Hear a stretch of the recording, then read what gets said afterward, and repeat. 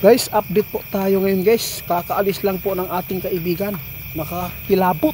Grabe guys, hindi ko inaasahan na ito po ang kanyang inihatid po sa atin. Happy Sunday po sa inyong lahat. Grabe, kinakabahan po ako guys. May impormasyon po ang nakikita ng ating kaibigan.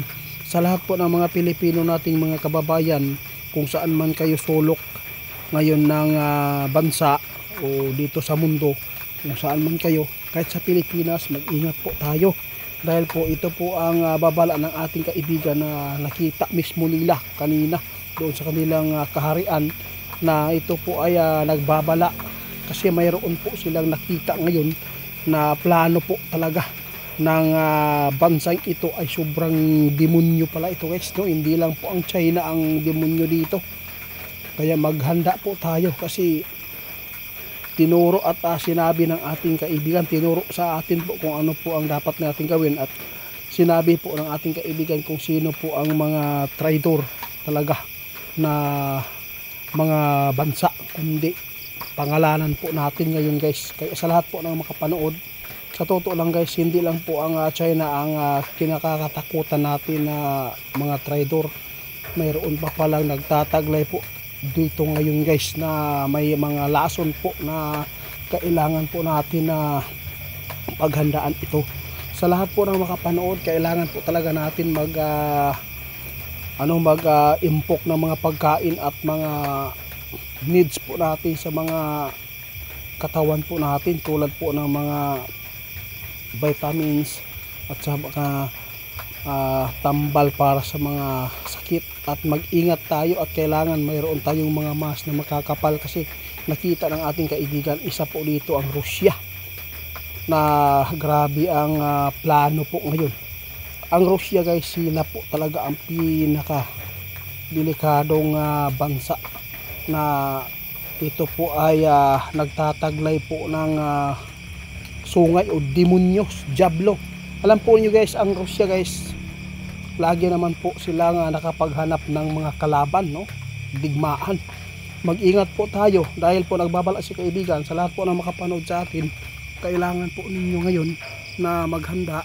Yung mga Pilipino po natin nasa ibang bansa ngayon, kailangan talaga na mag-ingat at mag-imbak ng pagkain. Kung may mga problema po na nakita po natin sa mga ibang bansa ngayon na nag-uumpisa na po ng kaguluhan, lalo na ang Russia, mayroon po talagang natuklasan si kaibigan na plano ng Russia na sila po ang maghari dito sa mundo.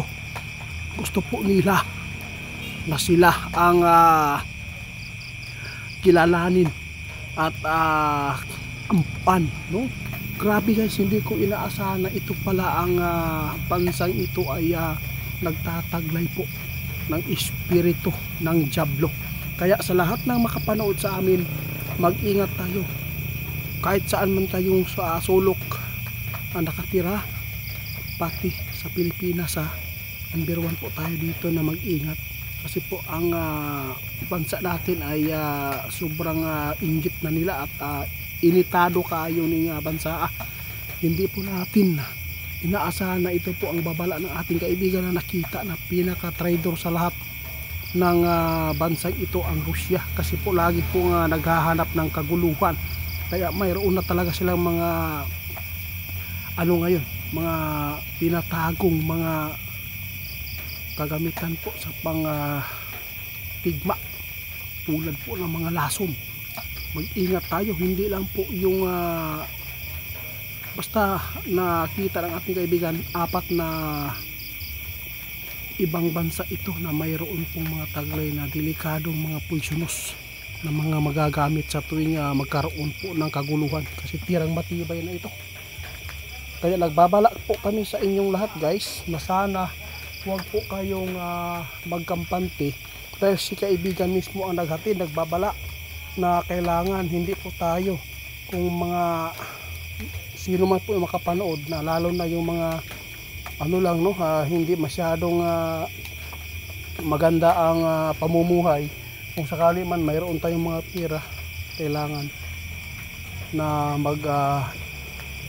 tayo maghinay o gasto para maano natin po yung yung pera natin na pagkasyahin at makatawid tayo sa ating mga pangangailangan at mag bilin jud og mga kwarta.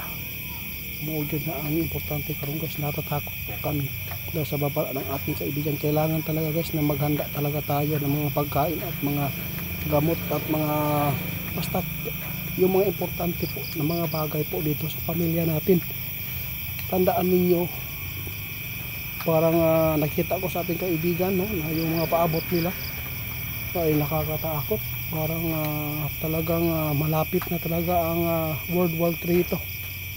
Hindi lang po alam ng lahat na ito po ang plano talaga ng ibang bansa. Hindi lang po ang China, na mayroong mga tinatagong mga katraidoran. Kaya mag-ingat po tayo, hindi po tayo umaasa sa mga bansa na nagbibigay po ng magandang loob dito sa ating bansa, dahil po hindi po nila hawak, no? At hindi po natin alam kung talagang totoo po ang kanilang pagsuporta sa atin. Baka po iwan tayo sa ire, wala tayong magawa, tinatraidor na pala tayo. Kaya mag-ingat at maghanda lang lagi. Manalangin po tayo at magbalik loob tayo sa Diyos para hindi po tayo mahuli, no? Kung ano mang mangyari sa mundong ito, alam po natin guys, lahat po tayo ito lilisan. Pero kung mahal po natin ang ating mga anak at apo, kailangan po natin na ganito po ang gawin po natin. Salamat po sa ating kaibigan, nagbabala talaga siya ngayon guys.